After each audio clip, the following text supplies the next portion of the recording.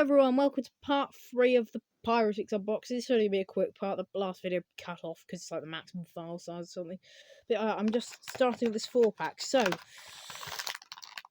here we are. Yeah, let's just continue. Watch part 1 and 2 first. If you want the context to all this. Nothing will make much sense.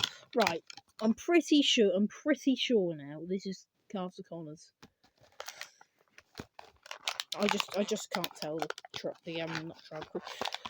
camouflage crew apart, or camouflage crew as they're listed in the fine art Magic Box website.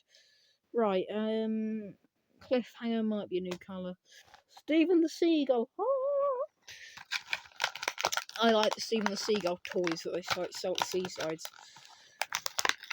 Quite often, I've got loads of them. Let's see what we have in here. Harry K. Boom, that's like the 3rd time we've got him.